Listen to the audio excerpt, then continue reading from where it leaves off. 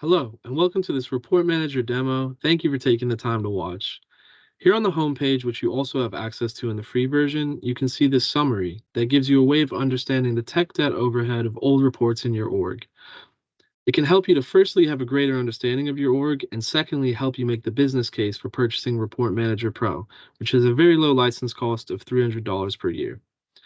The data on the screen now is coming from a demo org, so I'll quickly show you a more realistic example from a real org that's got more data in it. Here we can see this org has a total of 2,400 reports, nearly 2,000 of which have not been run in the last 6 months, and over 2,000 haven't been run in the last 3 months. So we can see that there's a lot of reports in the org that aren't being used regularly, and therefore are really just cluttering up the org. You want your org's reports to be useful and used by your users. Older reports in the org can have two issues, one being that they can report old data which may be inaccurate, as the pick list in your org might have changed since they were created, and the other being that it can make it harder for users to find the reports that they need. In this org, users have to look through 2,000 reports to find what they are looking for, whereas in reality there are only around 400 reports in use, so the chances of them picking up an inaccurate report are quite high. So we need to get all of these unused reports out of the org, and this is where the power of Report Manager comes into play. Now that we're back on the app, let me show you the functionality of Report Manager. Let's look at the Report Manager tab. We want to start up here where we can filter a search to return any reports that have not been run since a specific date. For the purposes of this demo, I'm going to choose tomorrow's date so that we have some data to look at. But when you do this in your org for the first time, you might want to start off by looking at any reports that haven't been run in the past 12 months. The next step is to then tick any folders that we want to include in the search. There's also a search bar here that you can use to look for any folders that you want to include. I'm going to select all folders, and then we hit the View Reports button. When we scroll down, we can see that the search has returned 143 reports. From here, we can select any reports that we want to either archive or delete. Quick note, in the free version, which is mainly designed to help make the business case for purchasing the Pro version, you are only able to archive 20 reports at a time to the out-of-the-box Pro Archive folder, which we create for you. This is a search bar, which in the Pro version can be used to look up any folder that you'd like to archive to.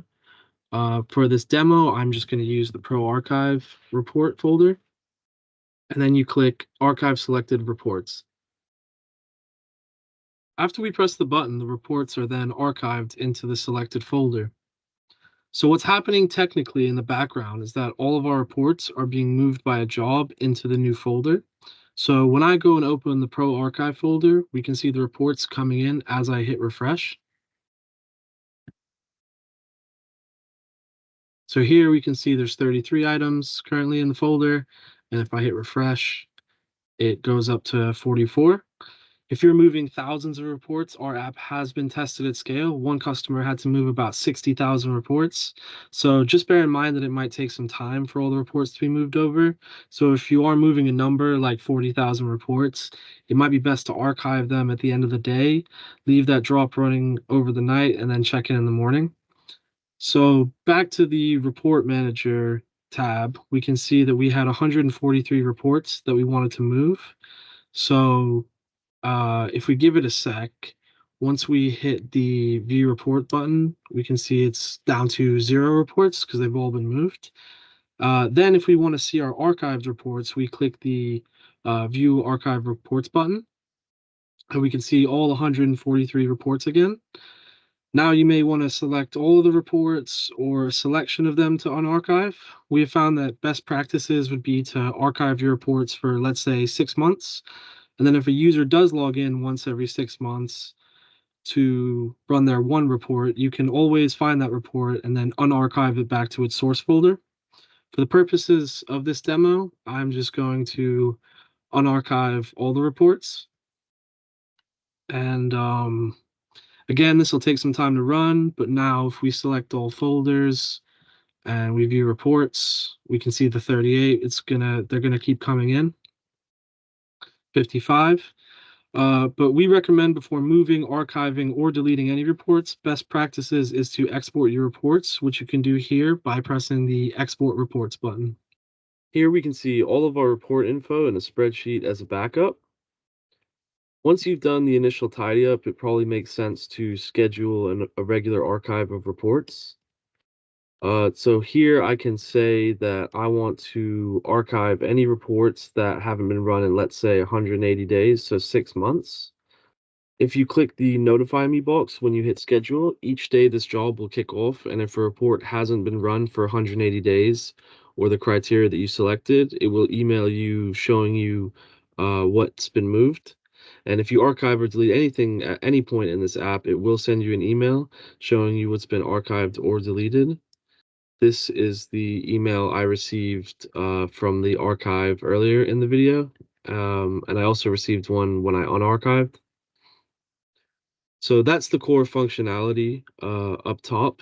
We've also got some buttons up here for advanced filtering. By default, we exclude manage package reports, so you can include them by clicking here. If you want to exclude private reports, you could click here. And if you want to exclude reports that have never been run, you can tick here. We can also filter our reports searches by the user that created the report. That's the top section covered, so let's move down here where we've got some additional intel. Here we have filtered reports. If we press this view filtered reports button, we can see any filtered reports and what they're filtered by. There's not much data here as this is a demo org, but this is particularly useful if you change a pick list value. You might need to know what pick list value is used in reports because you then may need to update the filters on those reports. And this very quickly shows you what all the reports are filtered by. You can also export to Excel, and then you can do a Control F search for specific field names to figure out which reports you may need to update. We also report on report types. There's a limit on how many custom report types you can have in a Salesforce org. This shows you the report type, and then you can export to Excel or click through to the report from the screen and delete any reports of a specific type, allowing you to then delete the report type and free up a report type to use for something else. Here is the spreadsheet when we click export.